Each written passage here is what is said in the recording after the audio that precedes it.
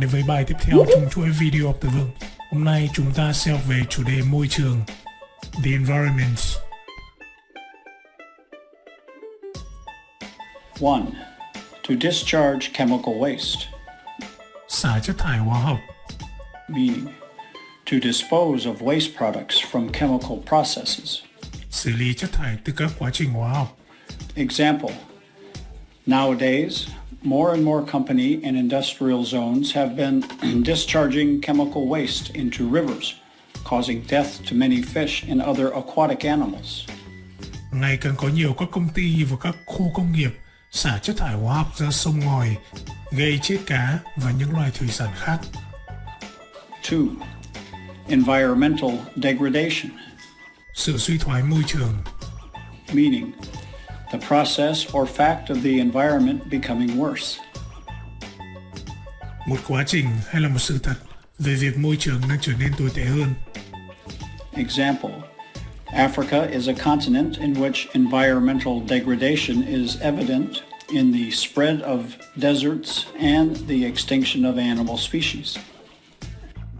Châu Phi là một lục địa mà việc suy thoái môi trường được thể hiện rõ qua việc sa mạc hóa cũng như sự tuyệt chủng của một số loài động vật. 3. To take action on global warming, Hành động ngăn chặn hiện tượng nóng lên toàn cầu, meaning to do what has to be done on problems related to global warming. làm những việc cần làm về những vấn đề liên quan tới sự nóng lên toàn cầu. Example, there have been numerous international conferences to warn of the dangers, but many governments have refused to take action on global warming. Có rất nhiều hội thảo quốc tế được tổ chức nhằm cảnh báo về tác hại của hiện tượng nóng lên toàn cầu, nhưng nhiều chính phủ vẫn từ chối hành động để bảo vệ môi trường.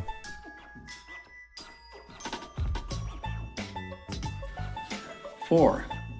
To be biodegradable, Phân hủy sinh học, meaning a substance or chemical that can be changed to a natural, harmless state by the action of bacteria. một chất nào đó có thể trở nên vô hại về mặt tự nhiên do tác động của vi khuẩn. Example, most plastics are not biodegradable and remain as waste products in the environment for thousands of years. Đa số nhựa thì không phân hủy sinh học và duy trì trạng thái là rác thải trong môi trường trong hàng nghìn năm. 5. To deplete natural resources, Làm suy giảm nguồn tài nguyên thiên nhiên, meaning to reduce the amount of natural resources. làm giảm trữ lượng tài nguyên thiên nhiên. Example, timber companies must not be allowed to deplete the natural resources by cutting down trees without planting new trees to replace them. Công ty timber không được phép làm suy giảm nguồn tài nguyên thiên nhiên bằng cách chặt cây mà không trồng cây mới để thay thế cây cũ. 6. Ozone layer depletion, Việc phá hủy, suy giảm tầng ozone, meaning refers to a steady decline in the total amount of ozone in the Earth's atmosphere. hiện tượng giảm lượng ozone trong tầng bình lưu. Example, ozone layer depletion has the effect of allowing harmful radiation from the sun to penetrate the atmosphere, and this increases the risk to humans of skin cancer. 7. An ecological crisis, Khủng hoảng sinh thái, meaning a serious situation that occurs when the environment of a species or a population changes in a way that destabilizes its continued survival. một trạng thái nguy hiểm xảy ra khi môi trường sống của một loài hay một số lượng trong loài đó thay đổi theo chiều hướng xấu, ảnh hưởng tiêu cực tới khả năng tồn tại. Example, environmental degradation caused by human activity is provoking an ecological crisis which threatens our existence. Suy thoái môi trường do những hoạt động của con người đang tạo ra khủng hoảng sinh thái, đe dọa đến sự tồn tại của chúng ta. 8. Carbon footprint, Dấu vết, dấu chân của carbon, meaning a measure of the amount of carbon dioxide that is produced by the daily activities of a company or person. Số lượng khí carbon được tạo ra từ những hoạt động thường ngày của một công ty hay một cá nhân nào đó. Example, by providing subsidies, governments should encourage companies to reduce their carbon footprint through energy efficiency or other green measures. Bằng việc trợ cấp, chính phủ các nước nên khuyến khích các doanh nghiệp giảm những dấu chân carbon qua việc sử dụng năng lượng hiệu quả hơn hay các biện pháp xanh khác. 9. To cut down on emissions, meaning to reduce the amount of gases sent out into the air. Giảm lượng khí ga thải vào môi trường. Example, people must be made aware of the need to cut down on emissions from their cars if we are to reduce air pollution. Mọi người cần có ý thức về sự cần thiết của việc giảm lượng khí thải từ xe ô tô nếu như chúng ta muốn giảm ô nhiễm không khí. 10. To fight climate change, ngăn chặn biến đổi khí hậu. meaning to try to prevent changes in climate patterns such as rainfall, temperature, and winds. Cố gắng ngăn chặn những biến đổi về đặc trưng thời tiết như lượng mưa, nhiệt độ hay sức gió. Example, unless we consume less of the Earth's natural resources, it will be impossible to fight climate change and safeguard our future. Trừ khi chúng ta tiêu thụ ít tài nguyên thiên nhiên hơn, nếu không thì việc ngăn chặn biến đổi khí hậu và đảm bảo cho tương lai sẽ là bất khả thi. 11. To reduce the dependence or reliance on fossil fuels, Giảm sự phụ thuộc vào nhiên liệu hóa thạch. meaning To decrease people's consumption of fossil fuels like oil, coal, or gas. Example, governments must invest heavily in solar and wind energy projects in order to reduce our dependence or reliance on fossil fuels. Chính phủ các nước phải đầu tư vào năng lượng mặt trời, năng lượng gió để giảm thiểu sự phụ thuộc vào nhiên liệu hóa thạch. 12. To alleviate environmental problems, Giảm nhẹ các vấn đề môi trường. meaning to make bad environmental problems less severe. Khiến cho các vấn đề môi trường bớt nghiêm trọng hơn. Example, everyone can assist in the effort to alleviate environmental problems in the local community through simple actions such as recycling water or planting a tree in their garden.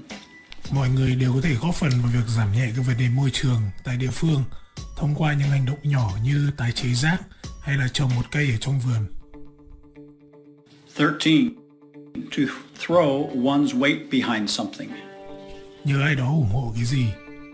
meaning to use one's influence to help support. Sử dụng sức ảnh hưởng của ai đó để hỗ trợ cho mình. Example, the council is to throw its weight behind a campaign to save one of the borough's best loved beauty spots. Hội đồng đang sử dụng sức ảnh hưởng của mình để ủng hộ cho một chiến dịch giữ gìn một điểm đến đẹp nhất của quận. 14. To hold somebody accountable for, Đổ trách nhiệm cho ai đó. meaning to consider someone responsible for something, to blame something on someone. Cho rằng ai đó có trách nhiệm cho một việc gì, đổ lỗi lên họ. Example, companies which discharge chemical waste from their factories into the sea or into rivers must be held accountable for their actions and be fined heavily. Các công ty xả rác thải hóa chất từ nhà máy của họ ra biển hoặc sông hồ cần phải chịu trách nhiệm cho hành động của họ và bị phạt nặng. 15. To achieve sustainable development, Đạt được sự phát triển bền vững không ảnh hưởng đến môi trường. meaning economic development that is achieved without depleting natural resources. Phát triển kinh tế mà không gây ảnh hưởng đến tài nguyên thiên nhiên. Example, organic methods must be introduced everywhere in order to achieve sustainable development in agriculture.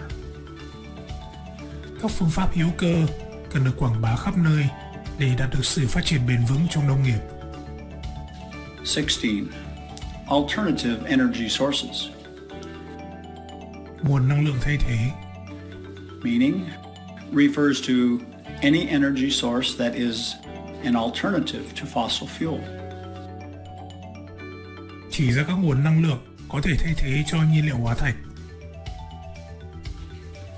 Example, clean energy, which does not pollute the earth, can only come from greater reliance on alternative energy sources. Năng lượng sạch không gây tác hại cho trái đất, chỉ có thể đến từ việc sử dụng những nguồn năng lượng thay thế có lợi cho môi trường. 17. Food miles, Đường đi của thực phẩm, meaning distance food has to travel between where it is grown or made and where it is consumed. khoảng cách mà đồ ăn phải di chuyển từ nơi chúng được trồng hoặc sản xuất cho đến nơi được tiêu thụ. Example, we can all reduce our carbon footprint by flying less and reduce our food miles by buying local produce. Chúng ta có thể giảm lượng carbon thải ra bằng cách dùng máy bay ít hơn và giảm đường đi của thực phẩm bằng cách mua các sản phẩm của địa phương. 18. Captive breeding, Nuôi lấy giống trong một môi trường nuôi nhốt, meaning the reproduction of animals in confinement, not in their natural habitats. nuôi động vật lấy giống trong sự nuôi nhốt, không trong môi trường tự nhiên. Example, a successful captive breeding program in zoos has resulted in an increase in the world's panda population. Một chương trình lấy giống động vật trong môi trường nuôi nhốt thành công đã dẫn đến sự tăng lên trong số lượng loài gấu trúc trên toàn thế giới. 19. To stem from, Bắt nguồn từ cái gì? meaning to be caused by. Được tạo ra bởi một cái gì đó. Example, scientists say that global warming partly stems from the increase in car exhaust emissions. Các nhà khoa học cho rằng sự nóng lên toàn cầu một phần bắt nguồn từ lượng khí thải của xe ô tô tăng lên. 20. Environmental impact assessment, Đánh giá sự ảnh hưởng tới môi trường, meaning a study into how a development, like a new road, a new dam, or other construction activity, will affect the plants, animals, and local communities living in an area. một nghiên cứu để xem rằng một sự phát triển ví dụ như một con đường mới, một cái đập mới hay các công trình xây dựng khác sẽ ảnh hưởng thế nào tới động thực vật hoặc là cộng đồng địa phương trong một khu vực. Example, the government must commission an independent environmental impact assessment whenever a new development is proposed. Chính phủ phải tiến hành một kế hoạch đánh giá tác động ảnh hưởng đến môi trường một cách độc lập mỗi khi mà một dự án phát triển mới được đề xuất. 21. The greenhouse effect, Hiệu ứng nhà kính, meaning the natural process by which the sun warms the surface of the earth. một quá trình tự nhiên, khi đó mặt trời làm bề mặt của trái đất ấm lên. Example, our burning of fossil fuels is increasing the greenhouse effect and making the earth hotter, endangering all life on the planet.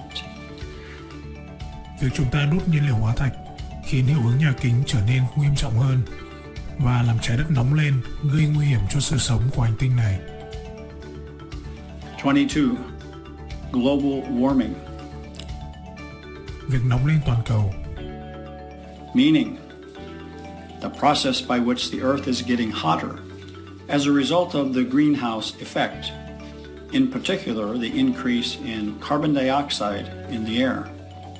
quá trình mà trái đất trở nên nóng hơn. Kết quả của hiệu ứng nhà kính cụ thể là sự tăng lượng CO2 trong không khí. Example, perhaps the major environmental challenge which faces humanity today is global warming because it threatens our survival. Có lẽ thách thức môi trường lớn nhất hiện nay đối với loài người là sự nóng lên toàn cầu, bởi vì nó đe dọa đến sự sống của chúng ta. 23. Habitat destruction, Sự phá hủy môi trường sống, Meaning the process that occurs when a natural habitat, like a forest or wetland, is changed so dramatically by humans that plants and animals which live there. Xảy ra khi môi trường sống tự nhiên, ví dụ như rừng hay một vùng đất có những chỗ ngập nước, thay đổi đáng kể bởi những hoạt động của con người. Example: the elephant population in the world is declining because of habitat destruction caused by human exploitation of the environment. Số lượng loài voi trên thế giới đang giảm xuống bởi môi trường sống của chúng bị phá hủy do con người khai thác tự nhiên quá mức. 24. Endangered species. Những loài động vật đang gặp nguy hiểm. Meaning plants or animals that only exist in very small numbers, so that in future they may disappear forever. Những loài động vật chỉ còn tồn tại với một số lượng nhỏ và có thể chúng sẽ bị tuyệt chủng trong tương lai. Example: one example of an endangered species is the lowland gorilla, which has almost disappeared as a result of the destruction of its forest habitat. Một ví dụ về những loài động vật đang gặp nguy hiểm là loài tinh tinh đang sống ở những vùng đất thấp. Đó là một loài vật gần như đã biến mất do môi trường sống của chúng bị phá hủy. 25.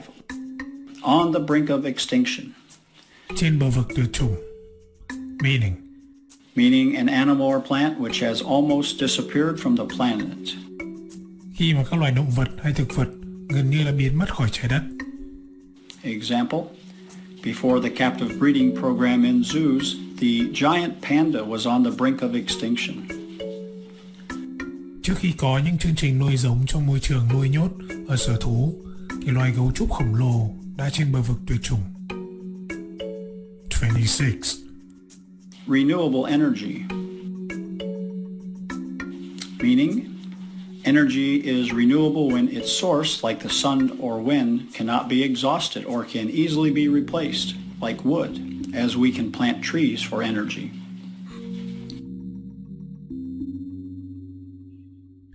Năng lượng tái tạo ví dụ như mặt trời và gió là những năng lượng được coi là vô hạn hoặc có thể thay thế. Ví dụ như đối với gỗ thì chúng ta có thể trồng nhiều hơn. Example: more funding is required from government funds to help companies to develop renewable energy, such as companies which produce solar panels for buildings. 27. Wind farms. Trang trại gió. Meaning an area of land on which there are a lot of windmills or wind turbines for producing electricity. Một vùng đất mà có nhiều cối xay gió để sản xuất điện. Example: wind farms should be constructed in mountainous areas or in the sea close to land. Các trang trại gió nên được xây ở những vùng núi hoặc biển gần với đất liền. 28. Environmentally friendly. Meaning behavior or products that do not harm the environment. Thân thiện với môi trường ám chỉ các hoạt động hay các sản phẩm không gây hại tới môi trường. Example: we can help to protect the environment by using detergents and cosmetics that are environmentally friendly. Chúng ta có thể bảo vệ môi trường bằng cách sử dụng những chất hóa mỹ phẩm thân thiện đối với môi trường. 29. Toxic waste. Chất thải độc hại. Meaning poisonous, unwanted waste produced by factories. Những chất thải có độc được nhà máy sản xuất. Example: many species of fish are endangered as a result of toxic waste dumped by industries into the rivers and the sea. Nhiều loài cá đang gặp nguy hiểm do chất thải độc hại của nhà máy đổ ra sông ra biển. 30. The Green Movement. Phong trào xanh. Meaning all the organization concerned with the protection of the environment. Tất cả những tổ chức liên quan đến việc bảo vệ môi trường. Example: individuals should join one of the organizations which form part of the Green Movement in order to campaign for changes in official policy on the environment. Các cá nhân nên tham gia vào một trong những tổ chức trong cuộc phong trào xanh để cùng nhau thay đổi những chính sách về môi trường. Ok, bài học của chúng ta kết thúc ở đây.